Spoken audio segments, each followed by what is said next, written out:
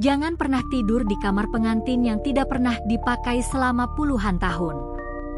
Apalagi jika malam itu jatuh pada Jumat Kliwon. Karena di malam itulah ia kembali mencari mempelai pria. Halo, selamat datang kembali di channel Bunga Malam, tempat kita membongkar kisah-kisah horor paling misterius dari pelosok desa sampai lorong-lorong kota tua. Jangan lupa subscribe dan nyalakan loncengnya, karena malam ini kalian akan mendengar cerita tentang pengantin malam Jumat Kliwon. Malam itu sunyi. Udara di desa Ngadirejo, sebuah desa terpencil di lereng gunung, terasa dingin dan berat. Awan menggantung rendah, seolah menahan hujan yang belum juga turun. Rumah joglo tua peninggalan Eyang Samin berdiri angkuh di pinggir desa, dikelilingi pohon bambu yang meliuk pelan seperti menari dalam kesedihan. Sudah lama rumah itu kosong, lebih dari 30 tahun tak pernah dihuni. Tapi kini, lampu-lampu tua di serambi depan kembali menyala, menyiratkan kehadiran seseorang. Orang itu adalah Dinda. Dinda, mahasiswi antropologi dari Yogyakarta, baru 2 hari tinggal di rumah itu. Ia memilih menetap di sana untuk menyelesaikan skripsinya yang membahas simbolisme gaib dalam adat pernikahan Jawa kuno. Tak banyak yang mau menyewakan rumah di desa itu, apalagi rumah yang dianggap angker. Tapi Dinda, yang tumbuh dengan logika modern dan rasa penasaran besar, justru tertarik. Ia bahkan senang saat mengetahui bahwa rumah Eyang Samin memiliki sejarah pernikahan yang batal dan gaun pengantin yang tak pernah dipakai. Sore itu, seorang perempuan setengah baya datang membawa makanan. Namanya Bu Lastri, tetangga sebelah yang tinggal tak jauh dari rumah tersebut. Ia meletakkan besek berisi nasi uduk dan telur pindang di dapur, lalu duduk di kursi rotan sambil mengamati interior rumah tua itu. Kamu tahu nggak, Enduk, rumah ini dulu punya sejarah kelam, ucapnya pelan, suaranya seperti dibisikkan oleh angin. Dinda tersenyum sopan, mengira itu hanya bagian dari cerita klise warga desa. Tapi lalu Bu Lastri menunjuk ke arah pojok rumah. Jangan pernah masuk kamar yang di sana. Itu kamar pengantin. Sejak kejadian itu, tak ada yang berani tidur di sana. Dinda penasaran. Setelah Bu Lastri pulang, ia mengambil senter dan mengendap-endap ke arah kamar yang dimaksud. Pintu kayu jati itu tertutup rapat dan berdebu, namun tidak dikunci. Saat dibuka, udara dingin langsung menerpa wajahnya, seperti dari dalam gua. Aroma khas bunga melati bercampur kayu lapuk langsung memenuhi rongga hidungnya. Di dalam kamar itu, ia melihat sebuah ranjang besar berkelambu putih, yang meskipun tertutup debu, tampak masih kokoh dan rapi. Sebuah cermin besar berdiri di sudut ruangan, memantulkan bayangan Dinda dengan samar. Yang membuatnya merinding bukanlah suasana kamar yang suram, melainkan sebuah lemari kaca di sisi kanan ranjang. Di dalamnya tergantung baju pengantin adat Jawa yang sangat indah.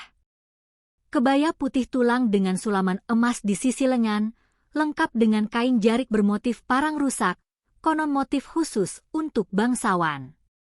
Yang aneh, meski sudah puluhan tahun, baju itu tampak baru, tidak berdebu, tidak lapuk, bahkan beraroma wangi. Dinda mendekat, nyaris menyentuh kaca. Tapi saat jarinya menyentuh permukaan lemari, terdengar suara halus dari belakang, seperti seseorang menarik napas panjang, berat, dan sedih. Sejak malam itu, Dinda tak bisa tenang. Suara hembusan napas berat yang ia dengar di belakang punggungnya saat berdiri di depan lemari kaca masih membekas jelas di telinga. Tapi saat ia menoleh, tidak ada siapa-siapa. Hanya bayangannya sendiri yang terpantul samar di cermin tua, seolah dunia lain memantulkan dirinya dengan versi yang berbeda. Ia cepat-cepat keluar dari kamar itu, membanting pintu dan menguncinya dari luar. Tapi kejadian aneh tidak berhenti di sana. Malam berikutnya, saat Dinda sibuk mengetik di ruang tengah, ia mencium aroma melati yang sangat menyengat, seolah bunga-bunga itu ditabur tepat di bawah hidungnya.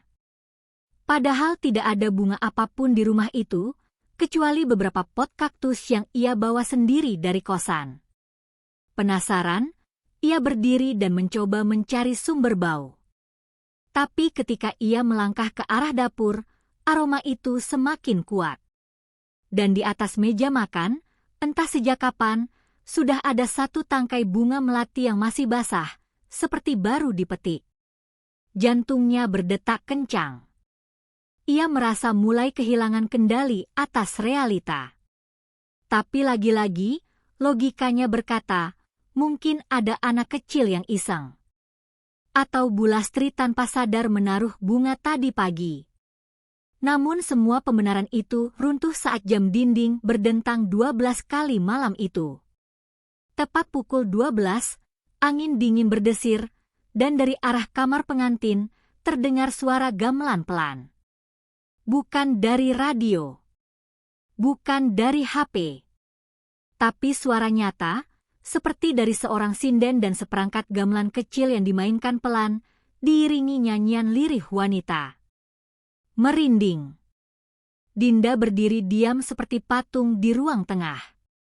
Suara itu tidak menggema, tapi hadir, jelas, nyata, dan menusuk batin. Ia ingin keluar dari rumah, tapi kakinya berat melangkah. Ia hanya bisa berbisik pelan, "Astagfirullah," sambil menggenggam liontin kecil berbentuk salib yang biasa ia pakai hanya sebagai aksesori, kini ia genggam seperti benda keramat. Tapi saat suara gamelan berhenti, muncul suara lain. Suara perempuan, lirih dan hancur. "Mas, jangan lari. Aku sudah siap, ijab kabulnya di mana, Mas?" Suara itu tidak datang dari luar.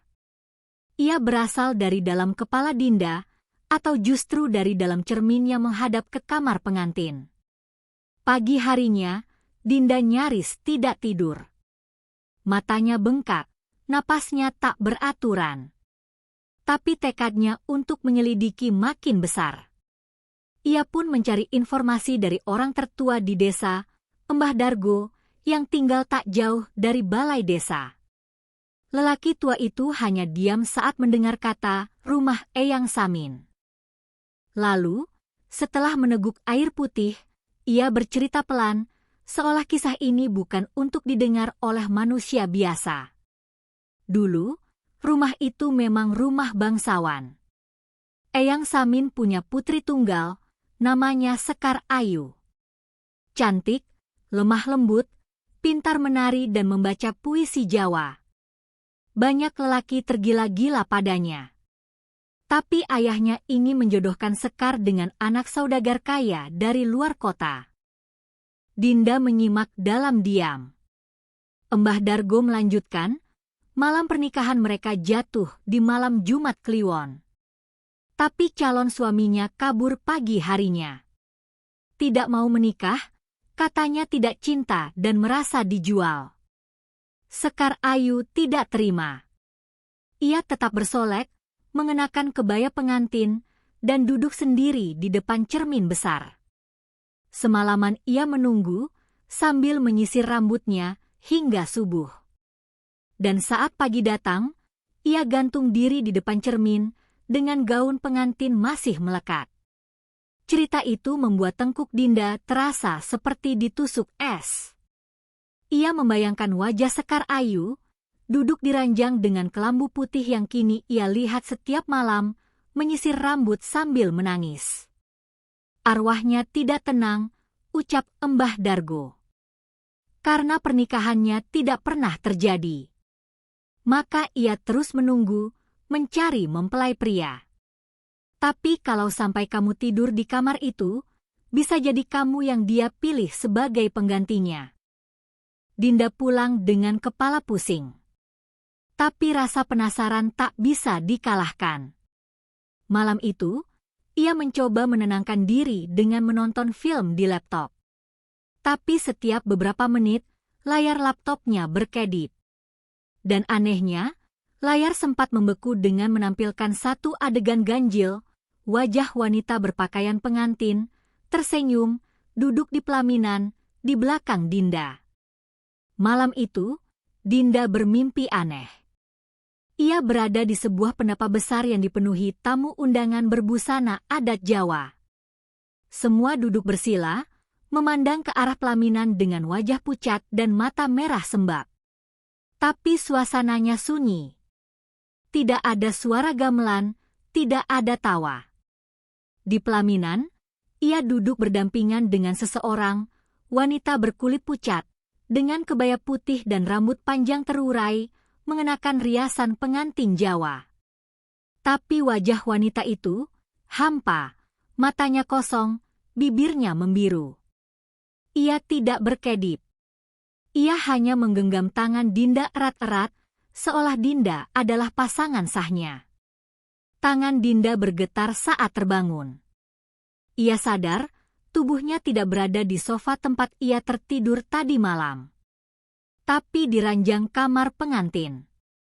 Gaun kebaya putih yang sebelumnya tergantung di lemari kini melekat di tubuhnya. Bahkan ada melati-melati segar di rambut dan kelambu tempat tidur yang sebelumnya kusut kini tertata rapi. Ini pasti mimpi, ini mimpi, bisik Dinda gemetar, mencoba meyakinkan diri. Tapi rasa dingin dari lantai, bau dupa dan melati yang menusuk, serta suara lembut dari arah cermin membuyarkan semuanya. Cantik, ya, Mas? Sekarang aku sudah siap. Dinda menjerit, tapi tidak ada suara keluar. Lidahnya seperti lumpuh. Ia merangkak keluar dari kamar itu, mengunci pintunya dari luar sambil menangis. Ketika berhasil kembali ke ruang tengah, ia mencoba menelepon ibunya. Tapi layar HP-nya hanya menampilkan pesan, tidak ada sinyal. Padahal ia sempat menyalakan hotspot sehari sebelumnya dan sinyal cukup kuat. Bahkan semua aplikasi di ponselnya seolah terhapus, dan satu-satunya ikon yang bisa disentuh adalah kamera. Dengan gemetar, ia membuka kamera. Tapi yang ditampilkan bukan wajahnya, melainkan wajah wanita berias lengkap seperti pengantin, dengan mata kosong dan senyum yang perlahan-lahan melebar hingga menutupi hampir separuh wajah. Dinda menjatuhkan ponselnya dan lari keluar. Tapi semua pintu dan jendela rumah telah terkunci rapat.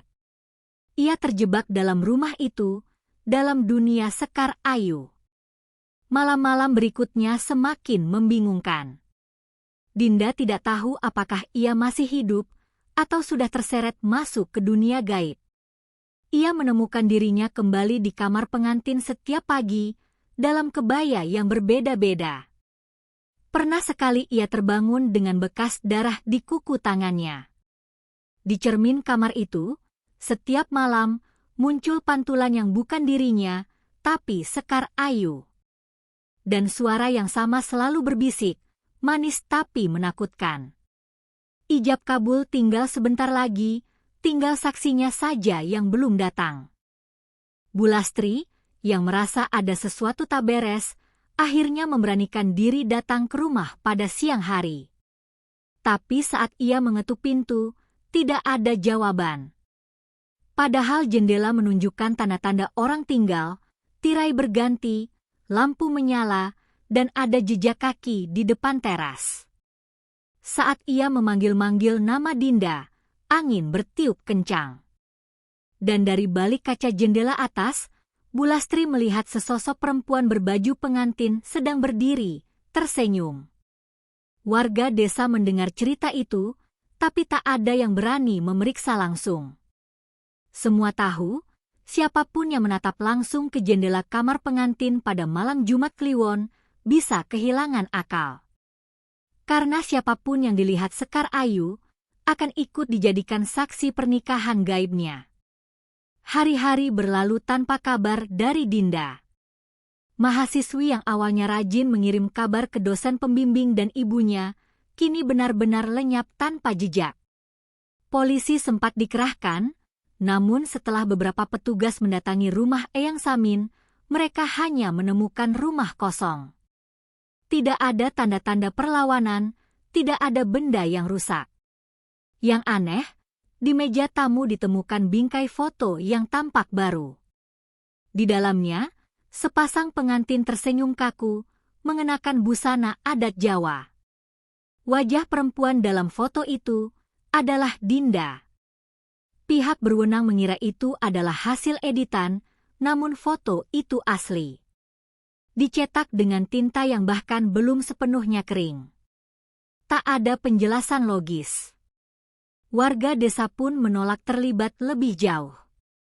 Bahkan Mbah Dargo sendiri mengatakan bahwa Dinda telah diterima sebagai pengantin malam Kliwon. Kalimat itu terdengar absurd bagi orang kota, tapi bagi warga sekitar, itu adalah kalimat akhir, penegas bahwa Dinda tidak akan kembali. Rumah itu kini lebih angker dari sebelumnya. Tidak ada lagi yang berani mendekat, apalagi tinggal di dalamnya. Tapi setiap malam Jumat Kliwon, suara gamelan akan terdengar lirih dari dalam rumah.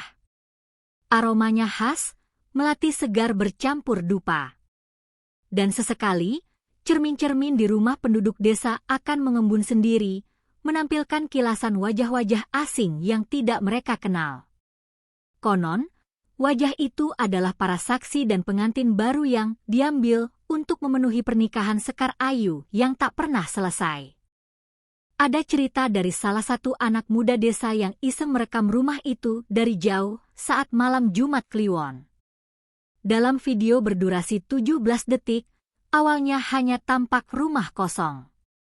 Tapi di detik ke-12, muncul sesosok perempuan bergaun pengantin berdiri di depan pintu, dengan sorot mata kosong dan senyum lebar mengarah ke kamera.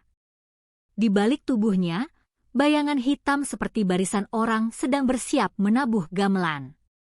Video itu mendadak membuat si perekam demam tinggi selama 3 hari, dan tak pernah bisa tidur nyenyak setiap malam Jumat sejak saat itu. Kamar pengantin di rumah itu kini diberi segel adat oleh sesepuh desa. Pintu dipaku silang dengan 2 bilah bambu kuning dan ikatan janur melilit gagangnya. Namun entah bagaimana, segel itu seringkali terbuka sendiri.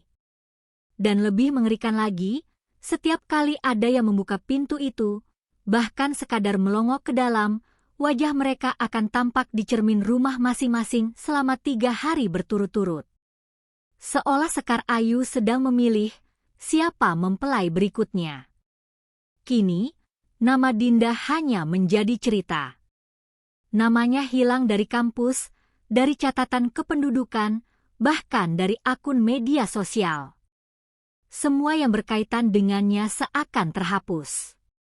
Tapi jika seseorang mencoba mencari kisah rumah joglo Eyang Samin di internet, akan muncul satu gambar misterius, foto sepasang pengantin dengan latar belakang kamar tua.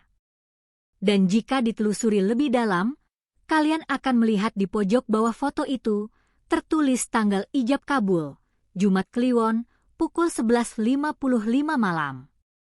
Dan kamu tahu apa yang paling mengerikan? Tanggal di foto itu selalu berubah. Selalu menjadi malam Jumat Kliwon terdekat. Selalu menunggu kamu.